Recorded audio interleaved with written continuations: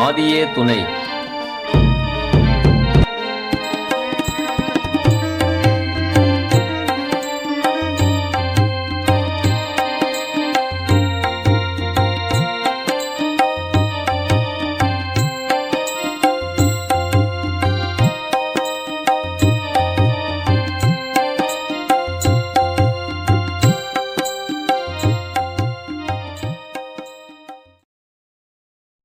சமரசவேதமாகாவே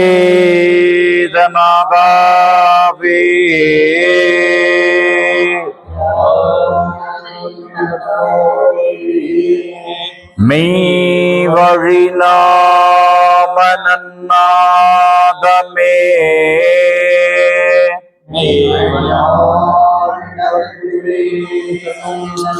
முத்தி பூர்ணம்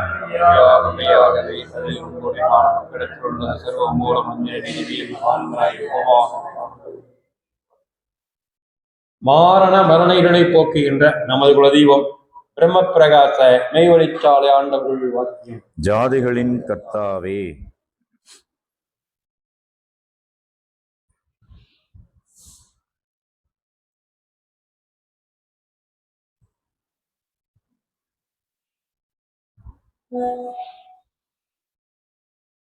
ஜாதிகளுக்கெல்லாம் ஒரு ஆட்சி புரிகின்ற ஒரு மனு ஈசனாக படைத்தது எதற்காக? அதற்காகவா? நல்லா நினைச்சு பாருங்க. மனிதனை படைத்தது மற்ற மிருகங்கள் எப்படி இடையில மண்டை போட்டு போயிருது, இதே மாதிரி அதுகளுக்கெல்லாம் கவலைப்படுறது இல்லை, வேற ஒண்ணும் இல்லை. இதன் பெருங்கவலை ஏன் சம்பாதிக்கிறதுலாம் இருக்குது இல்ல, சாமானியமா விடாது, கிச்சு எடுத்து விடுற அல்லவா? அப்போ எல்லாம் பாரிக்கிட்டு கிளம்புது எல்லா நாட்டும். இப்படியில இவன் இடையில வாழ்க்கிறான். இப்படி போறதுக்காக வேண்டி சர்வேஸ்வரன் இவனுக்கு சர்வ உலகத்தின் 1008 அண்டங்களையும் படைத்து மனிதனுக்காக வச்சு படைச்சிருப்பானா? அந்த மிருகங்கள் போறதா இருக்கு. மனிதன் நானும் அவனுக்கு எந்த வாழ்க்கையோ சர்வேஸ்வரனுக்கு என்ன அவனோடவே இருந்து வாழ்கிறதற்கு இவனுக்கு அந்த பவர் இருக்குது. அந்த பவரை மனிதனுடைய தலையே மனிதனே நான் இன்னாரு பெற்ற வல்லவத்தை பெற்று மனிதனாக வந்திருக்கிறோம் என்று சொல்றதுக்கு மாதிரி இல்லாத ஊர்ல நாம் செய்கின்றோம்.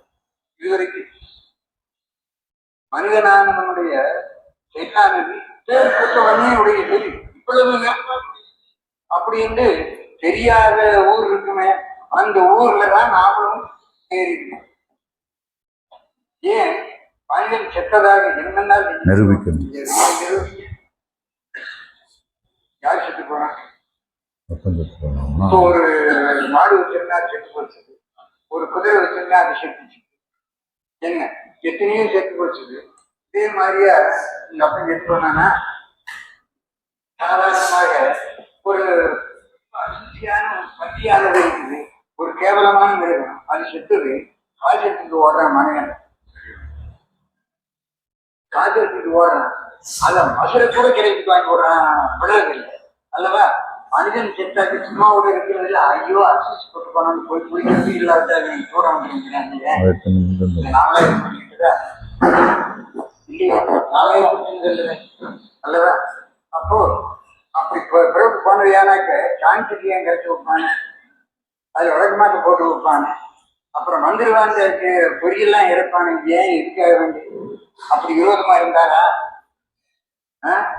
நேசமாத்தானே இருந்தார்கள். ஆமா, ஏன் இந்த கீர்த்தியெல்லாம் பண்றது எதுக்காக வேண்டி? இதுக்காக வேண்டா அதுகெல்லாம் அவ்வளவு அசூசிப்படலை கீழ்பட்டு அவ்வளவு கேவலத்தன்மை அடையிலேயே மனிதன் இதுக்காக வந்திருப்பான். அதற்கான கேவலத்தை அடையிறதுக்கு எத்தனை கோடி மடங்கு அதிகமாக மனிதன் படைத்திருக்கு. அப்ப மனிதனுடைய ஒரே ஒரு கருவி எடுத்துக்கொள்ளணும். நாக்க வைத்து மனிதனுக்கு படைத்திருக்கிறதாக ஒரு அண்டத்தை படைத்தான் நாக்குக்காக வேண்டி. அப்ப இது என்ன பவருடையது, என்ன அதீதமான ஒரு செயலுடையதாக இருக்கும். இதற்காக வேண்டி ஒரு அண்டத்தை படைத்தான் என்றால் அரிசுவை சொல்லப்பட்ட ஒரு அண்டத்தை படைத்தான். ஆமா, சாதாரணமா ஒரு இனிப்புன்னு எடுத்துக்கொள்ளுவோம். இனிப்புல எத்தனை வகை படைத்திருக்கிறார். இது இந்த எறும்பு முதல் யானை வரைக்கும் உண்டாதாகி ஜீவ ஜந்துக்கள் இருக்குது. இத்தனை கோடி ஜந்துக்களுக்கு யாருக்காவது பிரயோஜனம் ஆயிடுது? இல்ல. நல்லா யோசிச்சு பாருங்க, யாருக்காவது பிரயோஜனமா? எந்த இனிப்பெல்லாம் சாப்பிடும். அப்போ இதுல இத்தனை கற்பு, காப்பு, உப்பு, தோப்பு, புளிப்பு என்று சொல்லப்பட்ட 6 சுவையும் முறைக்கிறார். ஜாதிகளின் கர்த்தாவே. அனைவருக்கும் நமஸ்காரம். நமது புதுக்கோட்டை நீர்நிலை சபையில் இன்று நமக்கெல்லாம் நாம் கொண்டாடி கடந்த 3 நாட்களாக நாம் கொண்டாடி மகிழ்ந்த இந்த பொங்கல் திருவிழாவை பற்றி இன்றும் அந்த நம்மளுக்கு முன்னாடி அவதார காட்சியை பற்றி நம்முடைய ஒரு சிறப்பான பயிரை வங்கி பெறுவதற்காக நமது சாலை ஐயப்பன் அவர்களை இந்த புதுகை நிகழ்ச்சியின் சார்பில் அன்புடன் வரவேற்கிறோம். நமஸ்காரம். அனைவருக்கும் நமஸ்காரம்.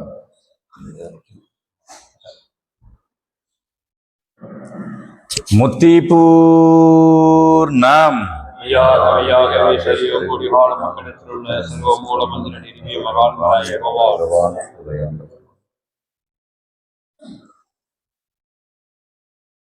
உய வீடேற்ற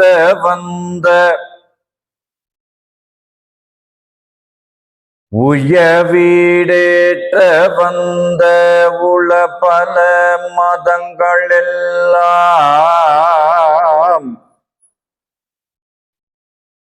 உயவீடேற்ற வந்த உள பல மதங்கள் எல்லாம் செய்தொழில் பலியாதாகி திரண்டொன்றாய்க் கூடி பேசி செய்தொழில் பலியாதாகி திரண்டொன்றாய்க் கூடி பேசி வையகமாந்தரெல்லாம் இந்த வையகமாந்தரெல்லாம் வாழ்கவே வேணுமென்று மெய்வழிச்சாலை வந்து விளங்கி நின்று ஓங்கும் நாளே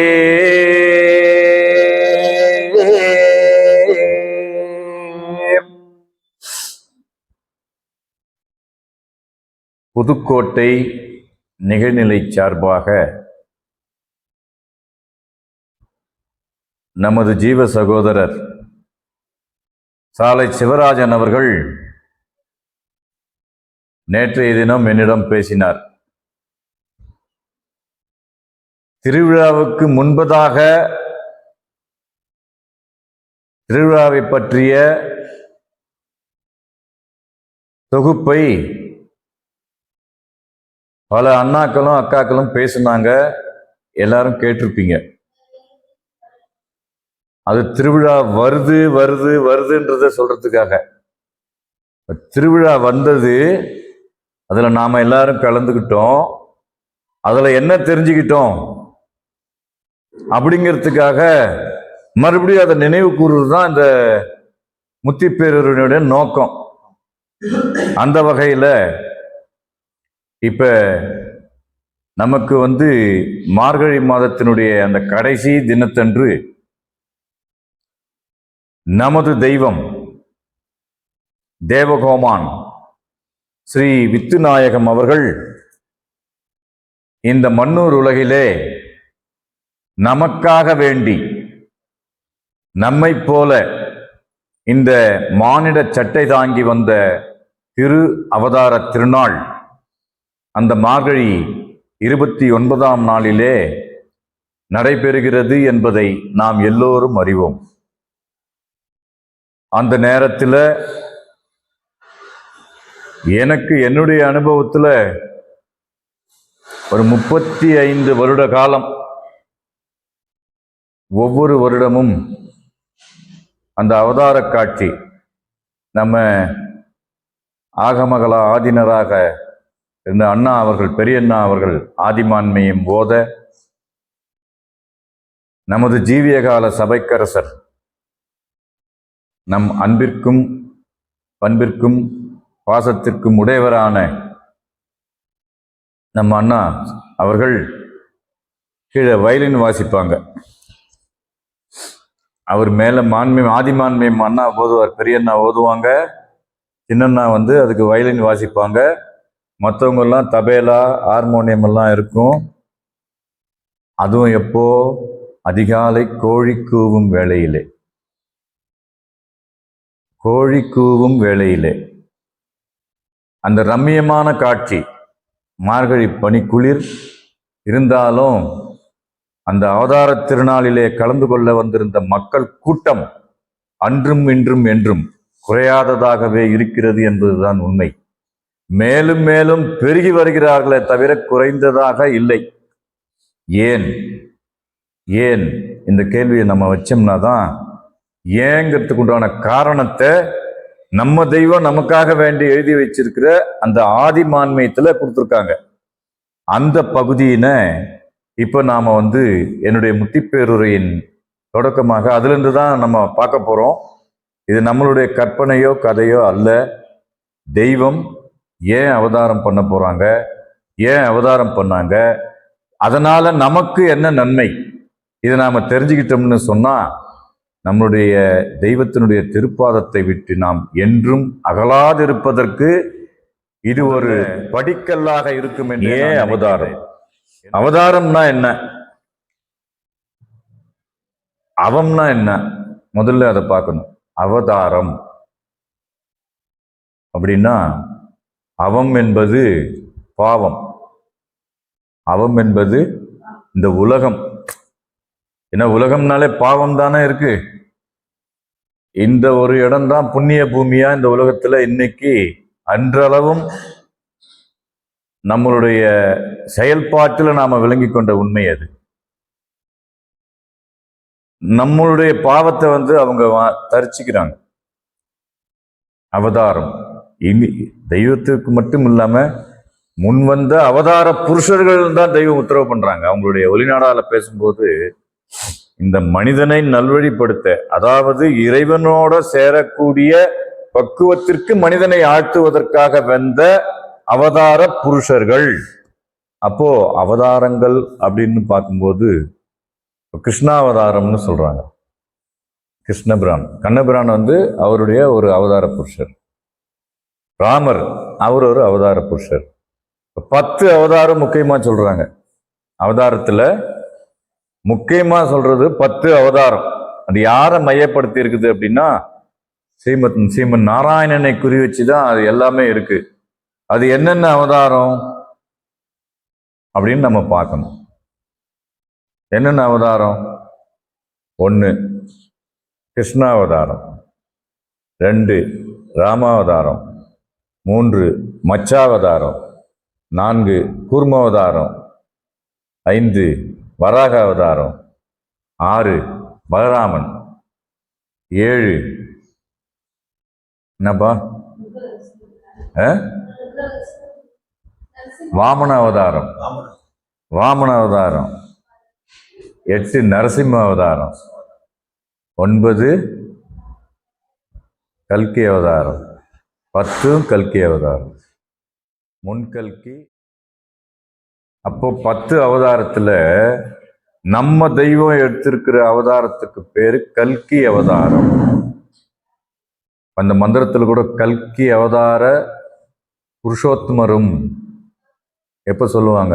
நீதி திருமணத்தின் போது சம்மதம் கேட்கிற அந்த சடங்குல அவங்க திருநாமத்திற்கு முன்னாடி கல்கி அவதார புருஷோத்தமரும் அப்படிங்கிற ஒரு வாசகம் வரும். அந்த படிக்கு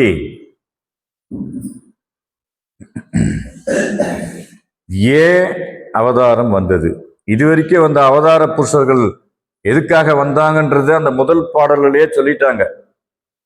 ஒவ்வொரு மதஸ்தாபர்கள் அவர்களுடைய செயல் இந்த கலியுகத்துல பிறந்திருக்கிற கலிக்கடை மக்களிடையே கொண்டு சேர்க்க முடியல.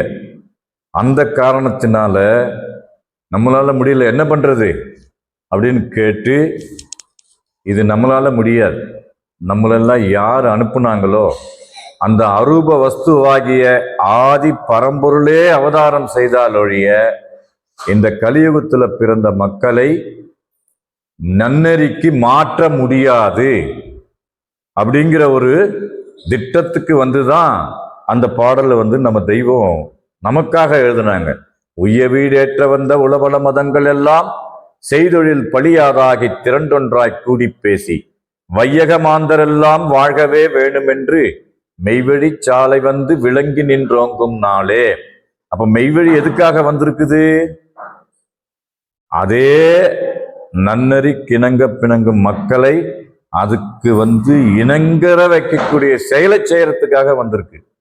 அப்படி இணங்குனா என்ன நடக்கும்? இணங்குனா என்ன நடக்கும் அப்படின்னா அச்சமற்ற வாழ்க்கை, மரணமில்லா பெருவாழ்வு நமக்கு கிடைக்கும் என்பது திண்ணம். அததான் ஆதிமான்மயத்துல ஆதியோதய பருவத்துல தெய்வம் இவ்வாறாக குறிப்பிடுறாங்க. கண்டிப்பா நமக்கு மனிதனுக்கு மற்ற ஜீவராசிக்கெல்லாம் தேவை கிடையாது. யாரு? குரு. நம்ம குருன்னு யாரும் நினைச்சிட்டு இருந்தோம் அப்படின்னா, நம்ம பள்ளிக்கூடத்துல போய் படிக்கிறோம்ல வாத்தியார், அவர்தான் குரு, அவர்தான் குரு அப்படின்னு நம்ம நினைச்சிட்டு இருந்தோம். அப்படி அல்ல. அவர்கள் குரு அல்ல, அவங்க கல்வி போதிக்கிறவங்க. குரு என்பவர் பிரம்மத்தோட நம்மளை கூட்டி வைக்கிறவங்க, பிரம்மமாவே ஆக்கக்கூடிய பக்குவத்துல நம்மளை ஏற்றக்கூடியவங்க. அவங்களுக்கு தான் குரு, நிஜ குரு.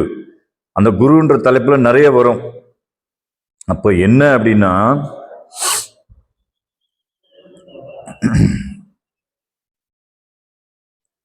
இதனன்றியும் ஆண்ட குருவை தேடி அறியாதார் செய்த தவம் மாண்ட மரத்திற்கு மண்ணனைத்து நீர்வார்த்தலுக்கும் என்றும்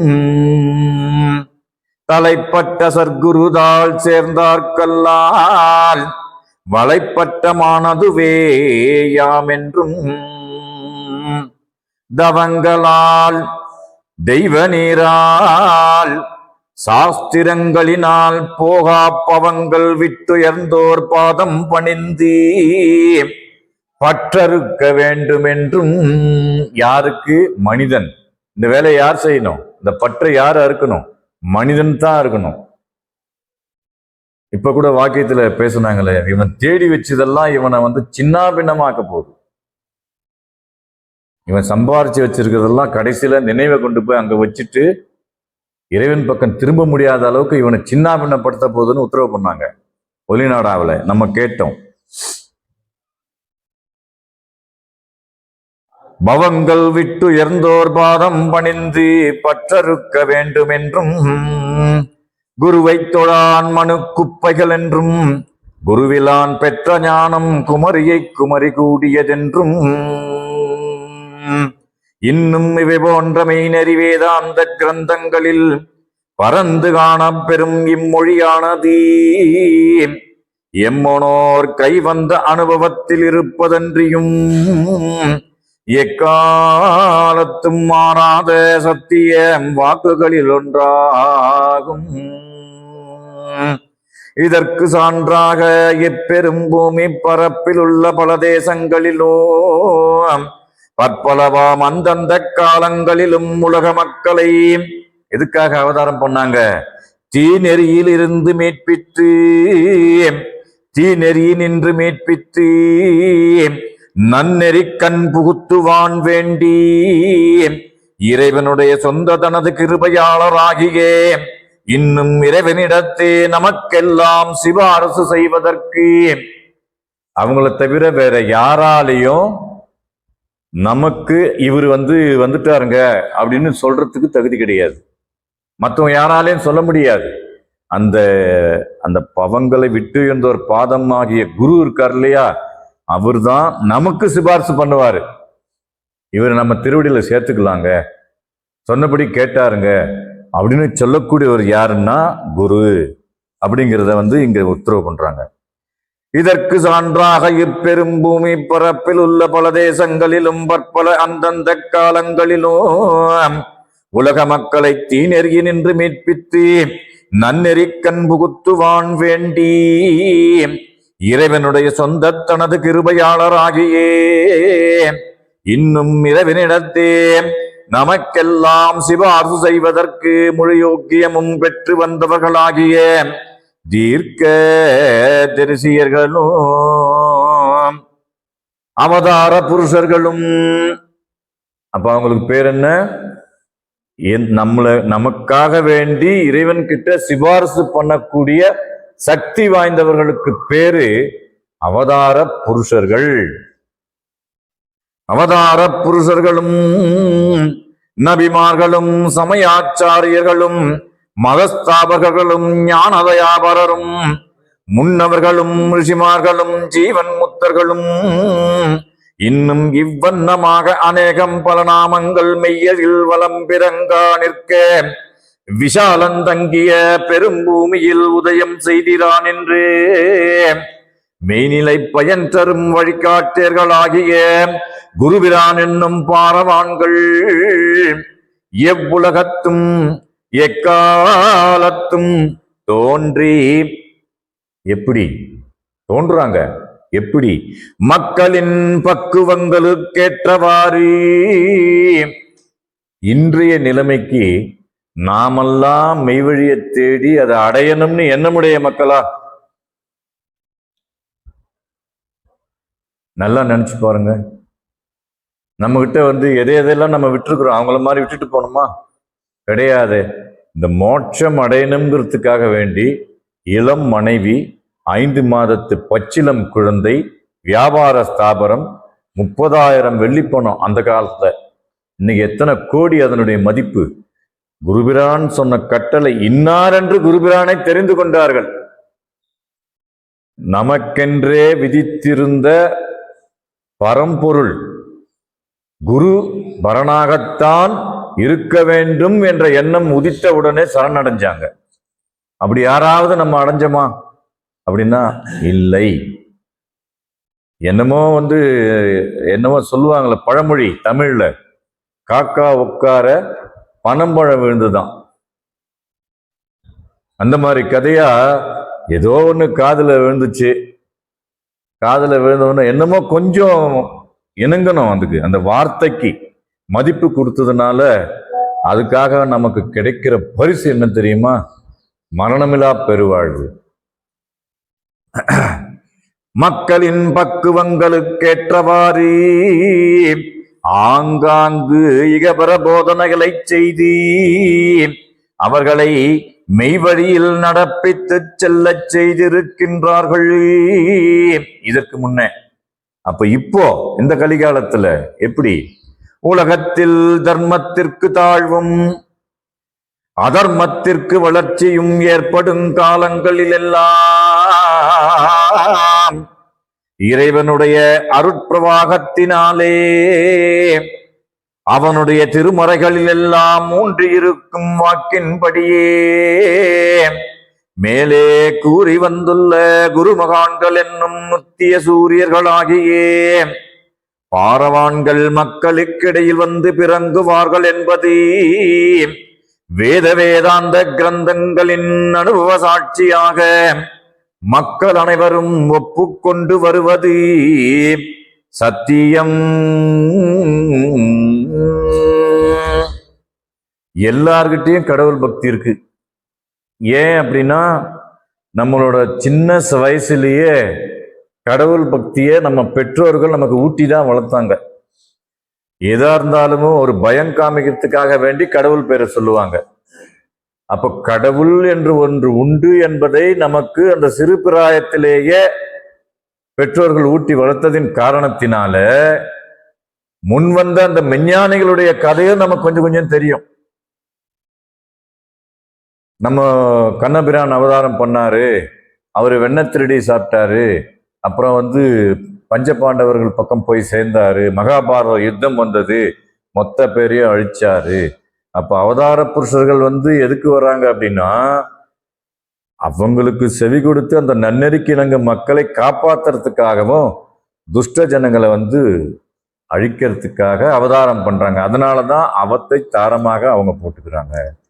அந்தபடிக்கு பார்க்கும்போது அடுத்தபடி வரப்போறவங்க யாரு அப்படின்னு பார்த்தா, அதுல தீர்க்க தரிசனமா பல மெஞ்ஞானிகள் பல தீர்க்க தரிசனங்கள் தெய்வத்தை பத்தி எழுதியிருக்காங்க. அதை நாம எல்லோரும் படிச்சிருக்கிறோம், படித்துக்கொண்டும் இருக்கிறோம். அதுல குறிப்பா நம்மளுடைய மெஞ்ஞானத்தின் பாதையில பெரிய தந்தையாக விளங்கும் வள்ளல் பிரான் அவர்கள் குறிப்பிட்டு பேசுறாங்க. தெய்வத்தினுடைய அந்த வல்லபம் என்ன, இப்போது அவதரிக்க போற அவங்க அந்த முன் தோன்றிய மூர்த்தி முனிவர்கள் அவதார புருஷர்கள் ஒருவர் அல்ல, அவர்களில் ஒருவர் அல்ல, தெளிவா குறிப்பிடுறாங்க. நம்ம தெய்வத்தினுடைய அந்த செயல்பாட்டையும் அவங்க நமக்கு அளக்க போற அந்த நிஜநிதி புதுவாழ்வை பத்தி தெல்ல தெளிவா குறிப்பிடுறாங்க.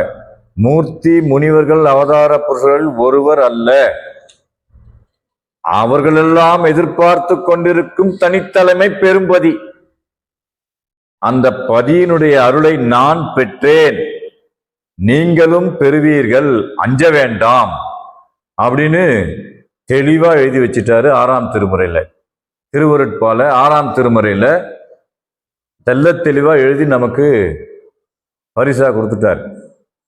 நம்ம அதை படிச்சு நம்ம தான் தெரிஞ்சுக்கணுமே தவிர அது அவருக்கு அவசியமற்றது. அவருடைய செயல்பாட்டை முடிச்சுக்கிட்டார். அப்ப ஏன் அவதாரம் பண்ணாங்க, கல்கி அவதாரம் ஏன் வந்தது அப்படின்னு பார்க்கும்பொழுது, யார் அவங்க? அவதாரம்னு பேசுறீங்களா, அவர் யாருங்க அப்படின்னு பார்த்தா,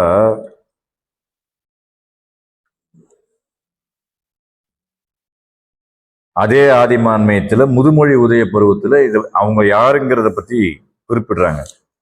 முன்னெடுங்காலமாகியே சென்ற காலத்தில் அங்கே நேரியல் அழகு சிந்தும் மேரி மரியம் அவர்களின் புதல்வராக விளங்கியே ஈசாவென்னும் தேவகோமான் அவர்களே பெரிய செயல் சோங்கோங்கும் மகதியாக என்னுடைய குலத்திலேயேதான் பின்னால் முடிவு கால தீர்ப்பு நெறி நடாத்த காதியாவென்னும் ஓர் மார்க்கச் சிற்றூரில் வந்து பிறப்பார்கள் என்று கூறியிருக்கின்றதின் பிரகாரமே.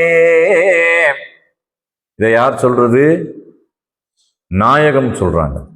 இந்த வசனத்தை நபிகள் நாயகம் அறுதிட்டு நமக்கு குறிப்பிட்டு சொல்றாங்க. இவங்க வரப்போறவங்க யாரு, எனக்கு அவங்க இப்போ 1500க்கு மேல ஆகுது. ஜீசஸ் கிறிஸ்து 2000 வருஷம் 500 வருஷத்துக்கு முன்னாடி அவதாரம் பண்ணவங்க. யாரு? இயேசு கிறிஸ்து. அவங்களுடைய தாயார் பேரை சொல்லி நேரியல் அழகு சிந்தும் மேரி மரியம் அவர்களுடைய புதல்வராக விளங்கிய ஈசாவென்னும் தேவகோமான் அவர்களே. எதுல வருவாங்க? என்னுடைய குலத்திலே. அவங்க இஸ்லாம் இல்லையா? என்னுடைய குலத்திலேயேதான் பின்னால் முடிவு காலத்து தீர்ப்பு நடாத்த காதியாவென்னும் ஓர் மார்க்கச் சிற்றூரில் வந்து பிறப்பார்கள் என்று கூறியிருக்கின்றதின் பிரகாரமே தென்பாண்டி வளநாட்டின் கல்மலி குறிஞ்சி நன்னிலத்தின் கண்ணே குடிபதியாகிய மார்க்கம்பட்டி என்னும் ஓர் குக்கிராமத்தில் இம்மண் பரப்பு முழுதும் மெய்யில் பிறங்க எழுந்து அவதாரம் செய்வதானது. ஒரு சிற்றூர், குக்கிராமம்னு சொல்றாங்க. கிராமம்னால கொஞ்சம் வசதி இருக்கும், வில்லேஜ் கொஞ்சம் நெஞ்சம் வசதி இருக்கும். குக்கிராமம்னாக்கா ஒண்ணுமே இருக்காது, குறுகிய பாதை இருக்கும், அடர்ந்த முட்செடிகள் இருக்கும், கரண்ட் வசதி எல்லாம் அப்ப கிடையாது. அதுக்கு பேரு குக்கிராமம் தமிழ்ல. அந்த மார்க்கம்பட்டிங்கிற அந்த ஒரு ஊர்ல யார் வரப்போறாங்க? இம்மண்பாரம் முழுதும் மெய்யில் பிறங்க எழுந்தி, இந்த விரிபுவனம் மொத்தம் ஒரே மெய்வழி ஆக போகுதுன்னு உத்தரவு இருக்கு. தெய்வம் எங்கும் மெய்வழி ஏறி துலங்கிட அப்படின்னா என்ன? மேலும் சிரித்துட்டொன்று இந்தியாவில், புத்த பகவான் தீர்க்க தரிசனத்துல சொல்றோம் இல்ல, அபத்தமான பூகோள வரம்புகளை கடந்து உலகம் பூராவுக்கும் சொந்த இருப்பிடமாக கூடிய ஒரு சிறிய திட்டானது. இந்த எல்லையை குறிப்பிட்டு புத்த பகவான் அவர்கள் தீர்க்கதரிசனம் சொல்றாங்க, தென்னிந்தியாவில் இருக்கட்டும். இவர் எங்க வந்து பிறக்க போறாரு? தென்பாண்டி கல்மலி குறிஞ்சி நன்னிலத்தின் கண்ணி. தெய்வம் அங்க வந்து அவதாரம் பண்ணாங்க. அவங்க யாரு, அவங்களுடைய செயல்பாடு என்ன அப்படிங்கிறத பார்த்துட்டு இன்றைய அளவில் இதை நம்ம முடிக்க போறோம். ஆயிடுச்சுல டைம். அவங்க யாரு, அவங்களுடைய வல்லபம் என்ன? சீரோருரையும் சிவபுர திருவளநாடி திரண்டுருவெடுத்தி திருவிளைவு ஆடல் புகுந்தி உலகம் முழுதும் மறுவ வருவன போன்றும் வரத புராதன குருமணி எல்லாம் நிறைதவழோங்கும் பொன்னுடம்பெடுத்தி மண்பாரமகற்ற வருவன போன்றும் வேதபோத நீத மந்திரங்கள் வேறு வேறனைத்தும். இந்த பிரபஞ்சம் தோன்ற நாள்ல இருந்து எத்தனை மதங்கள் வந்தது, எத்தனை வேதங்கள் வந்தது, எத்தனை மந்திரங்கள் வந்தது. ஒவ்வொரு மதத்திற்கும் ஒவ்வொரு மூல மந்திரம் இருக்கு இல்லையா? அப்போ அத்தனைக்கும் ஒரு உருவா வர போறாங்க. அத்தனை மதத்தினுடைய மூல மந்திரத்துக்கெல்லாம் ஒரு உருவா வரப்போறாங்க அப்படிங்கிறத குறிப்பிடுறாங்க. வேத போத நீத மந்திரங்கள் வேறு வேறனைத்தும் ஓருருவாகி உடம்பெடுத்து வெளியே கிளம்ப நெருங்கி வந்து நின்றன போன்றும் ஊழி ஊழி காலங்களாக பேராழி கடலாழி நிடத்தே படிந்தி முதிர் விளைவு கொண்டெழுந்தி குப்புற அரைபிறை வடிவமான சிப்பினிட கருவறையை விட்டு வெளியாகிய நித்திலமானதீ இவ்வுலகினிற்கு தாம் ஒரே முத்தென. அதுக்கு மேல கிடையாது. தெய்வம் சொன்னாங்க, வேறொரு முகூர்த்தம் இல்லை, இந்த முகூர்த்தம் தான் இறுதி முகூர்த்தம், இனி கிடையாது அப்படின்ட்டாங்க. ஆனால் இன்னும் வரவேண்டிய மக்களுக்காக வேண்டி இழுத்து பிடிச்சி வச்சிருக்கிறாங்க. நீட்டி நோடிக்கும் முன்னே கலியை அழித்து வர நீயும் வீடை தந்தாயே சிவனே ஐயா அப்படின்னு சிட்டிக்கு போற நேரத்துல ஒரு அசைச்சா முடிஞ்சது விஷயம். ஆனால் கடைசி நொண்டியாடு வரும் வரை எம்முடைய பட்டி திறந்தே இருக்கும். அந்த நொண்டியாடு யாருங்கிறது இன்னும் நமக்கு இனம் காண முடியல. அது வந்தது அப்படின்னா கதவை மூடிடுவாங்க. அதுக்கப்புறம் எல்லாமே நடக்கும். பூமி இடங்களுக்கும் ஓதும் புராதனம் கூறுவது. அதுல எழுதுறாங்களே, செங்கத்தனல் போல் சந்திரன் செவந்து பயங்கரமாய் பொங்கியே கூழாங்கட்டி போல் போகும் சூரியன் மாறி எங்கும் கமர் வெடித்து சிங்கம் கர்ஜித்தன போல் அங்கு அனல் கந்தகமும் அலறி சீறி விரிக்கும். இப்படி எல்லாம் நடக்க போகுது இந்த உலகத்துல. ஆனா நம்மளை காப்பாத்தி கொண்டு வந்து வைக்கிறதுக்காக வேண்டிதான் இந்த அவதாரம் வந்தது அப்படிங்கிறத நாம புரிஞ்சுக்கணுங்கிறதுக்காக தான் இதுல நம்ம தெய்வம் எழுதி வச்சிருக்காங்க. தாம் ஒரே முத்தன வெயில் ஒளி விருத்தி பிரகாச கதிரிலங்க நின்றன போன்றும் பல்லாண்டு காலங்களும் பல்லாயிரத்தாண்டு காலங்கள் எல்லாம் வந்தி உதயம் செய்தி எவ்வுலகங்களிலும் விளங்கா நிற்கும் மந்திர கிரணோதய சுத்த ஆவியர்கள் எல்லாம் தங்களின் அனுபவங்கள் நிறைந்த மாயா புகழுடம்பு கண்ணகங்களை விசாலமாக விரித்து மகா அதிசயம் கொண்ட நோக்குடன் ஆகாய வெளி வீதி எங்கும் நெருங்கி கலாமணி அதிசோபனராகம் பாடி எதிர்பார்த்து நிற்கவும் எல்லாரும் எதிர்பார்க்கிறாங்க என்னத்த? நம்ம தெய்வத்தினுடைய திரு அவதார வருகையை. அவதாரம் சதுர்யுகம் கோடிகால மக்களிடத்திலும் உள்ள சர்வமூல மந்திர நிரூபிக மகான்மியராகிய யுகவான் எங்களுக்கெனவே எங்கள் எல்லோருடைய தலையிலும் விதிக்க பெற்றிருந்தீ இந்நாள் எழுந்து வந்த மகா அதினடும் பேராதி மூலகுரு வரதமணி பிரானவர்களே விரியும் பண்ணை தோழில் சமுச்சாரியரே நெறியிலங்கு ஜமால் குல நீதரே பெரிய தாயன்னை தந்தை ஜமாலுசே பெரிய தாயன்னை தந்தை ஜமாலுசே அரிய சூழ் தங்கியே தன்னி மாமோதல்